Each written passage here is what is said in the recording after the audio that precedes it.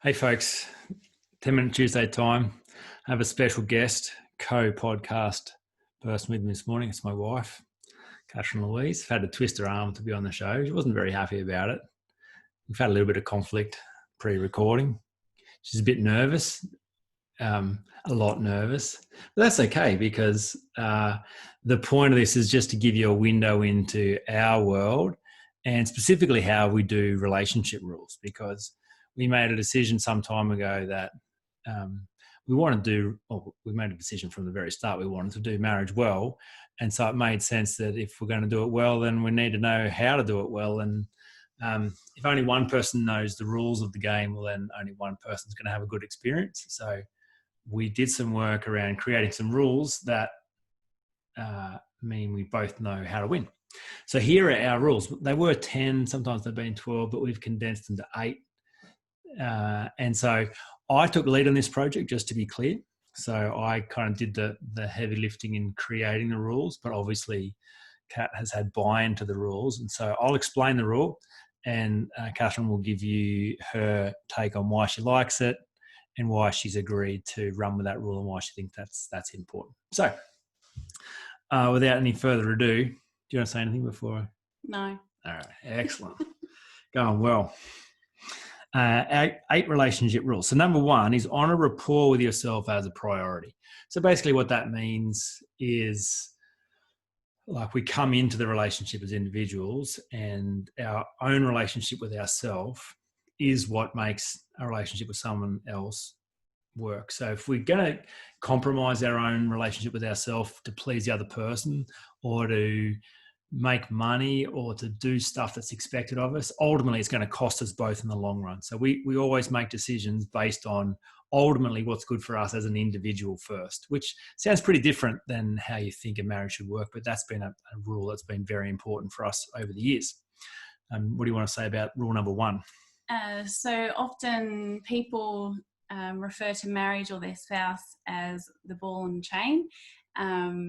But what I love about this rule is that it's not that you're in bondage with this person, but that you're there because you want to be and you come as you. So having good rapport with yourself means that you're checking in to be clear around who you are as an individual and what you bring to the relationship and what you want, which is actually number 2 rule.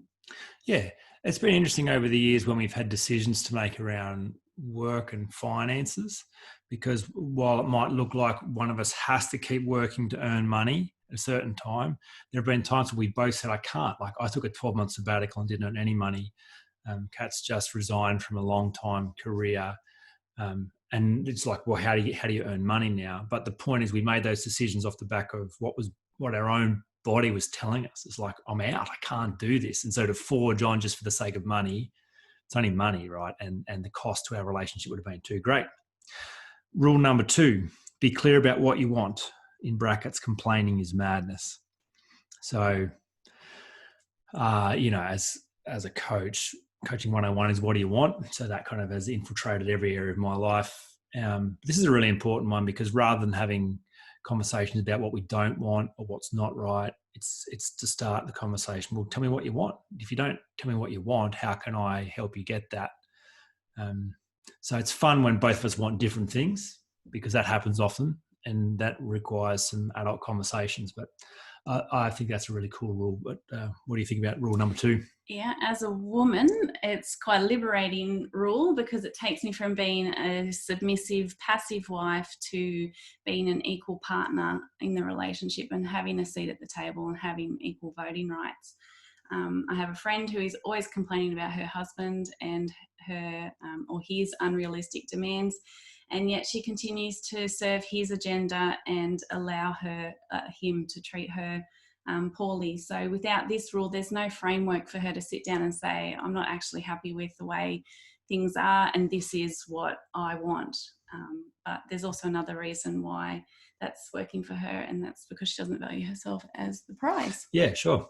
I think I've naturally been better at this rule. I've been clear about what I want for a long time. And so that's been interesting because if Kat hasn't been as clear about what she wants, it just looks like I win all the time. I get to do whatever I want. And in fact, I don't do anything that I don't want to do. So, but the importance for me to demonstrate that has been to say, hey, look, I will continue to do what I want. It only changes for you if you get clear about what you want to, and then that impacts what I want. So there have been times where what you want has won and has changed what I want, because you've pitched it to me in a way that's been really clear and important. So it means we get to play as adults and have a lot of fun, and we both get what we want. Rule number 3, be the prize. Be excellent and always do your best. So this comes from the book from Oren Klaff, which is Pitch Anything. And he says, neediness is unattractive. We want what we can't have. So in terms of marriage, we both started out as a prize on day one. When I first saw Katherine, I just thought, if I ever get a chance to get married, that's the one I want, that one. And there was nothing I wouldn't have done to win her. And turns out she had eyes for me too, which is nice. When you're the prize, you're on your best behaviour, you'll do whatever it takes to win the prize. Often couples lose that prize frame and descend into some kind of arrangement, or we've got kids together, we've got property together. So if you're the prize, then it's never okay to treat that person poorly. If I was the prize day one, well, I'm still the prize in year 21. So it always demands a very high level of treatment, and you don't get away with any bad behaviour. What do you like about that one?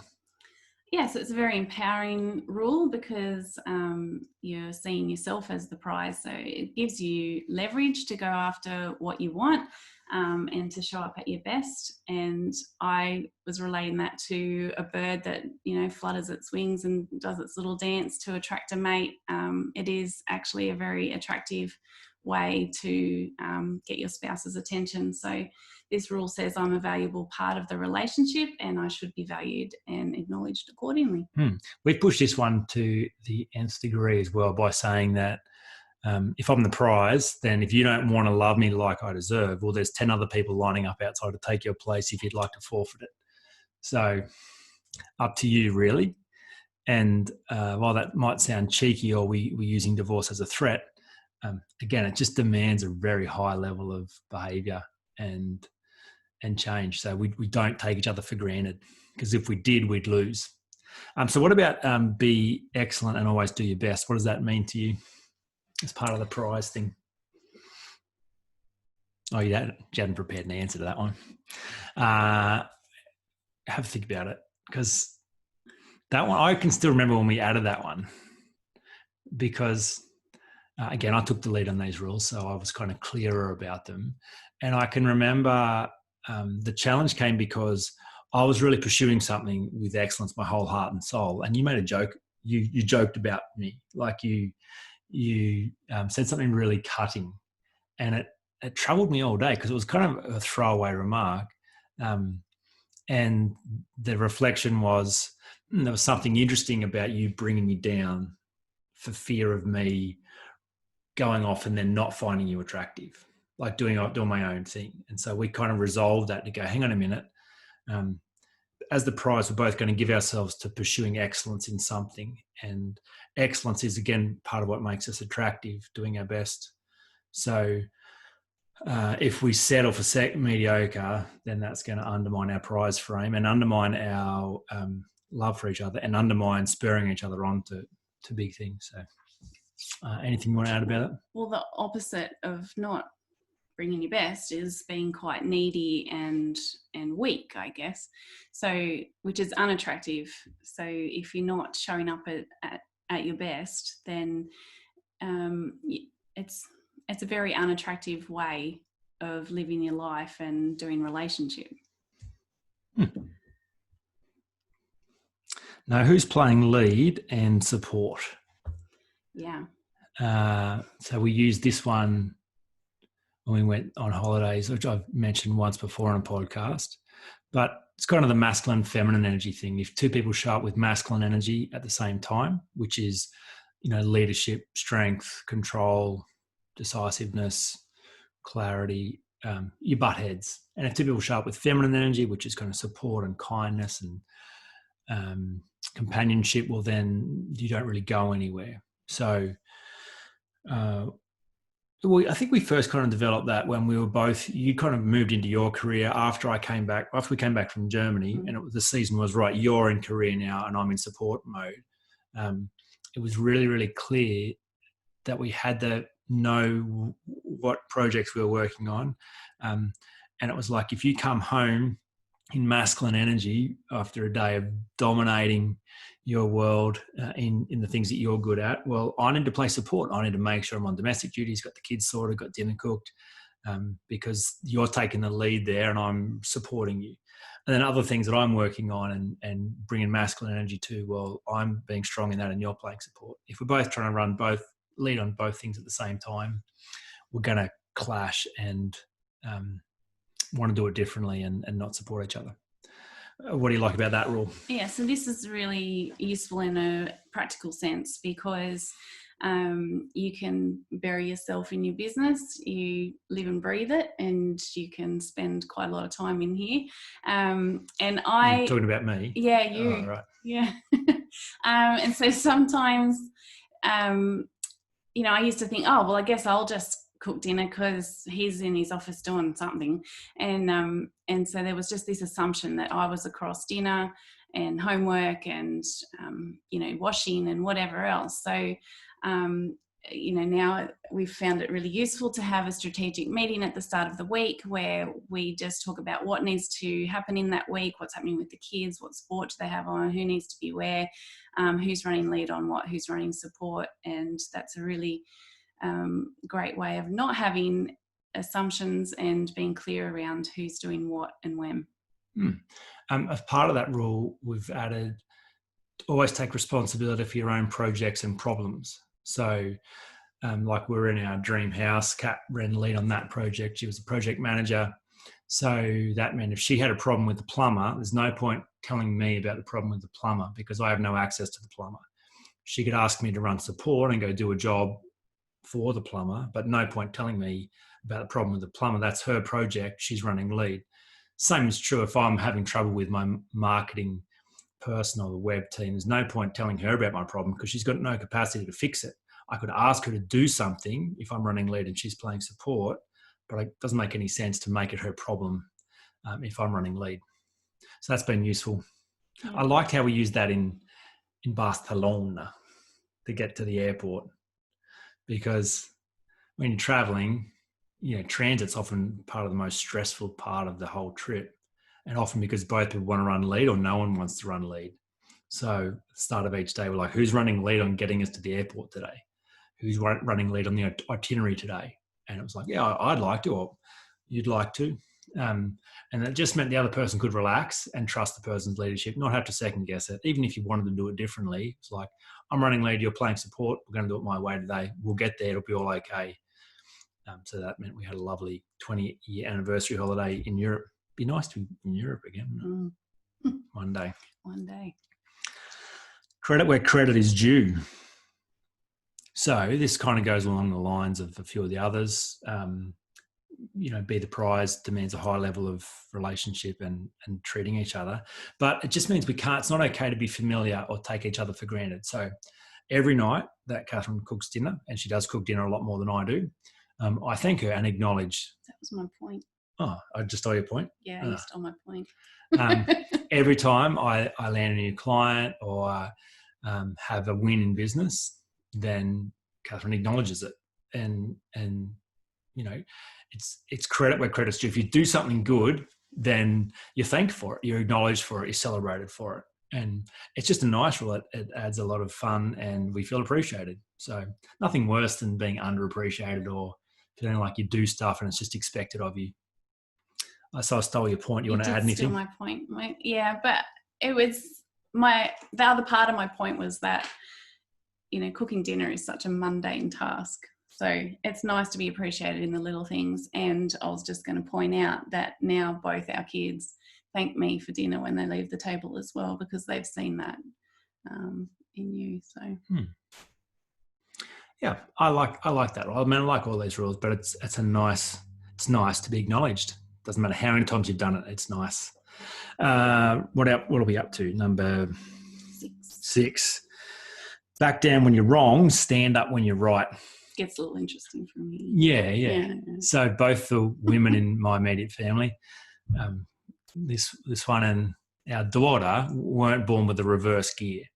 So it's made conflict interesting over the years because I've probably taught her that. Well, maybe. And I think I grew up in a family that was very willing to back down, probably over backed down, probably apologised at every opportunity. So it was an interesting thing coming together. And so we've kind of defined the rule as back down when you're wrong and stand up when you're right. Because Amity kind of made us form this rule because she's like, it's so unfair. Like, how do you know when you're supposed to back down? Because the reason you don't back down is because you think you're right. So when are you supposed to back down, and when can you fight your cause? So it's, well, you can fight your cause when you're right, but the moment the data reveals that you're wrong, well, back down straight away. Like, don't fight a losing battle. Don't hang on for the sake of ego or pride. If you're wrong, you've made a mistake. If you've been found out, quickly fix that. But don't fold like a deck of cards. Don't like, oh, whatever, who cares? Yeah, you have it your way.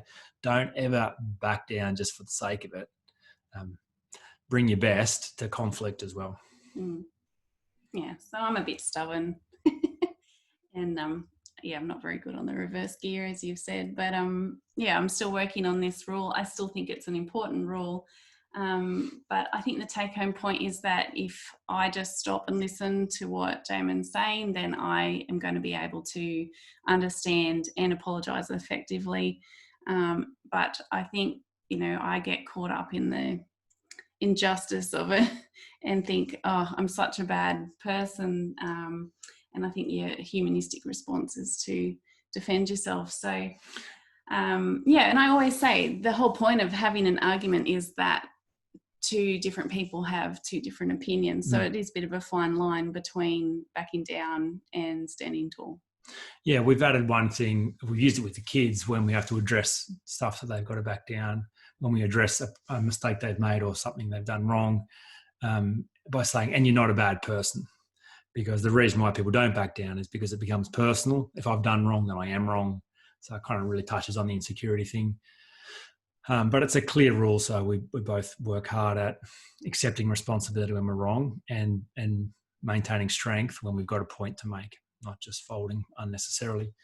Which goes on to the next one, apologise effectively. So if you've heard any of my stuff over the last few years, you'll know just that bit anal when it comes to apologising. I don't think that it takes time to restore relationships. I think it just takes an effective apology, and most people don't apologise very effectively.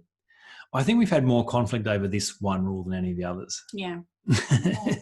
More arguments about how to apologise. Yeah. I reckon little things become big things because I'm like, no, can we play by the rules here? There's a way to apologise. And I've always wanted to stick to that rule, and then I get sidetracked when the rules aren't being followed and it becomes a whole big drama. For the record, I suck at this rule. I still haven't mastered an effective apology on a consistent basis. And it's the empathy piece for me. Again, just feeling like like I'm the bad person, and I get caught up in that to the point where I'm not hearing what you're saying. But as with any of the rules, when the shoe's on the other foot and you're on the receiving end, a good 4-step apology is a gift. Yeah, it is a gift.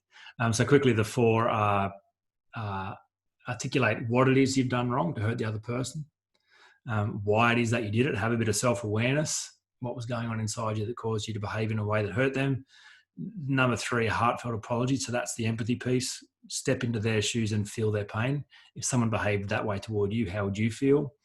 And 4, what's the believable plan around why this is unlikely to happen again?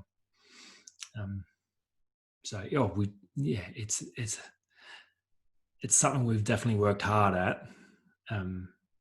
And more often than not, our conflict is far shorter today than it's ever been because we apologise well to each other. And the final one, don't tell me what to do.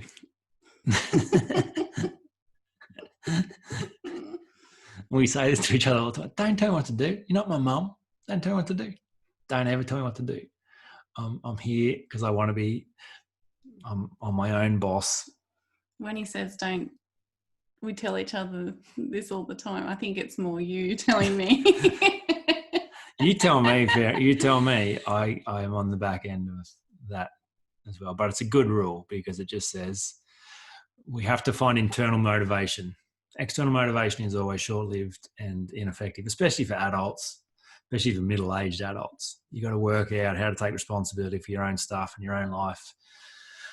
And be here because you want to be, not because you have to be, and love because you want to, not because you have to. So if you're making a decision because someone's making you, it builds resentment and frustration. So well, usually when you tell someone to do something, it's the last thing they want to do. Yeah, and the internal response is always don't tell me what to do. So we've just externalized that and put it on our rules list. So it kind of short circuits the process upstream. I was trying to think this morning of something you've told me to do and I couldn't come up with anything. So I think this rule he made for himself because I can be quite bossy. My mum always told me I'd make a great teacher because you're so bossy, and I'm quite black and white in my thinking, and I just see how I think things should be. So I'm pretty good at telling you what to do. So yeah, there were times. So like all this year, the conversations about whether you would finish up at work and come and be the concierge to the insecurity project, and the process of you getting clear about that, and the long conversations to make sure you're doing the right thing. So there were times where I did tell you what to do and wanted to tell you more about what to do and just to solve the problem for you. But there were lots of times that I went to the rule book and went, it's never going to solve it if I just tell you what to do. You got to work this out on your own. Because if I tell you what to do, eventually it'll be my fault for telling you the wrong thing when it doesn't work out. So look, that's our rules. We certainly don't have a perfect marriage, but we have a good one. Yeah. We'll leave it there.